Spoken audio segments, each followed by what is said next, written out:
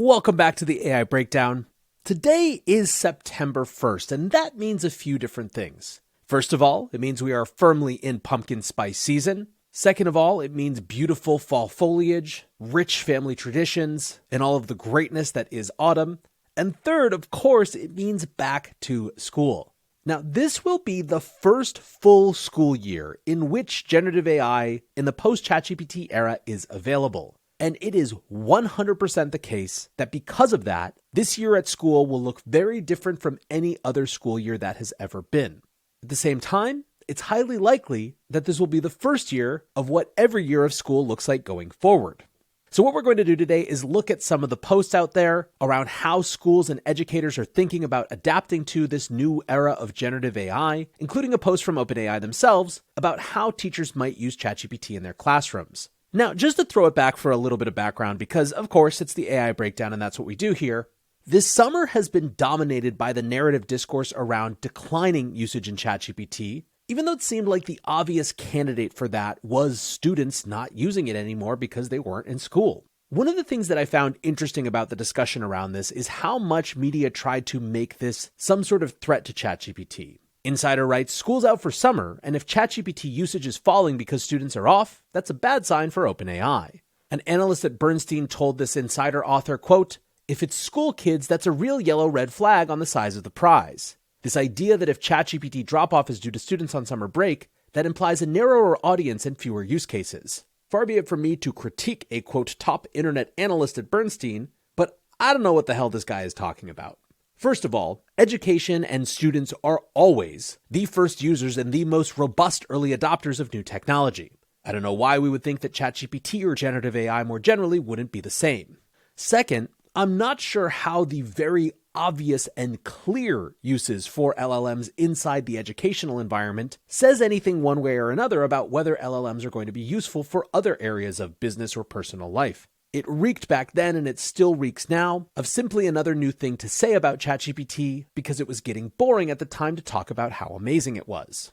With that little mini rant out of the way, let's turn to how OpenAI is thinking about and talking about teaching with ChatGPT coming into this new school year.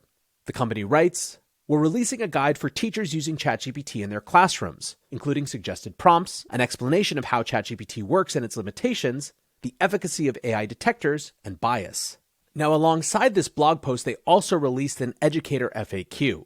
The questions they answer here in this FAQ include, how can educators respond to students presenting AI-generated content as their own? Is ChatGPT biased? How can ChatGPT be used for assessment and feedback? Is ChatGPT safe for all ages? Does ChatGPT tell the truth? Are there any resources for educators to learn more about AI? How can educators get started with ChatGPT? And can I ask ChatGPT if it wrote something?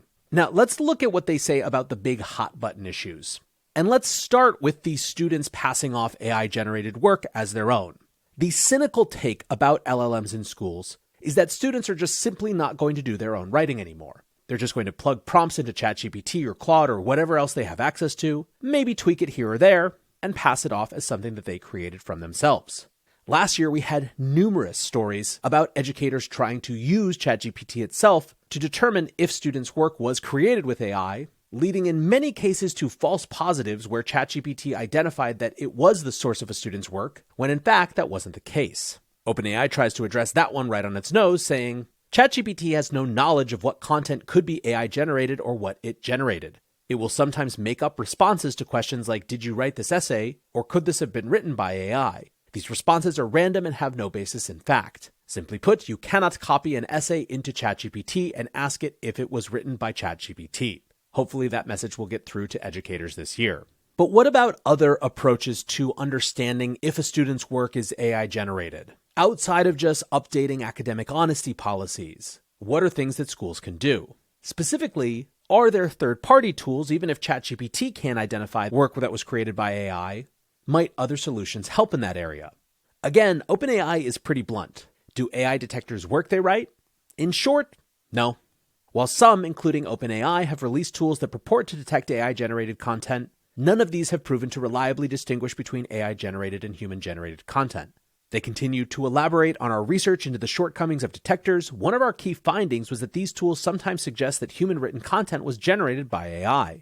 When we at OpenAI tried to train an AI-generated content detector, we found that it labeled human-written text like Shakespeare and the Declaration of Independence as AI-generated. Now, importantly, they say this also gets into questions of bias and fairness. They say that there were indications that this could disproportionately impact students who were learning or had learned English as a second language, or simply students who weren't necessarily as good at writing. This gets into that other question, is ChatGPT biased? Writes OpenAI, ChatGPT is not free from bias and stereotypes, so users and educators should carefully review its content. The model, they say, is skewed towards Western views and performs best in English. Some steps to prevent harmful content have only been tested in English. What's more, they say the model's dialogue nature can reinforce a user's biases over the course of interaction. For example, the model may agree with a user's strong opinion on a political issue, reinforcing their belief. Now, what this all leads to, both in the bias section and in terms of how educators can deal with students passing off AI as their own work, is basically the need for a new pedagogical approach that incorporates ChatGPT as a thing that students are simply going to use. Now, this echoes an essay from last week by the New York Times' Kevin Roose. The piece was called How Schools Can Survive and Maybe Even Thrive with AI This Fall. Step 1, Kevin writes, assume all students are going to use the technology. And I think Kevin is dead on here. Now, Kevin talks about how the first instinct last year when ChatGPT was released was for educational institutions to ban it. Subsequent to that, there has, of course, been a lot of evolution in that conversation, if for no other reason than sheer practicality. Kevin writes, I encourage educators, especially in high schools and colleges, to assume that 100% of their students are using ChatGPT and other generative AI tools on every assignment in every subject, unless they're being physically supervised inside a school building. Kevin points to a recent op-ed in the Chronicle of Higher Education called, I'm a student. You have no idea how much we're using ChatGPT. Now, Kevin's second two pieces of advice are that 1, schools should stop relying on AI detectors, echoing what OpenAI said, and finally, that, quote, teachers should focus less on warning students about the shortcomings of generative AI than on figuring out what the technology does well. Now, of course, a cynical take would be that OpenAI is incentivized to say something very similar, but when you look at their suggestions, it's hard not to see it as quite obviously the right approach. OpenAI's blog post gives a number of examples about how teachers are using ChatGPT. One example is role-playing challenging conversations. A professor, for example, at Old Dominion, has their students use ChatGPT as a stand-in for a debate partner to point out weaknesses in their arguments. Another idea is to build quizzes, tests, and lesson plans from curriculum materials. A professor in Spain they point to shares their curriculum to ChatGPT and then asks for things like, quote, fresh quiz and lesson plans to give themselves new ideas and help them in their own planning work for teaching. Another use, they say, is reducing friction for non-English speakers. A professor at the University of Johannesburg has been encouraging his students to use ChatGPT for translation assistance to help them improve their English writing and to practice conversations. Finally, there is the vague, but ultimately probably most important idea, teaching students about critical thinking. This in some ways is turning the weaknesses of ChatGPT on its head.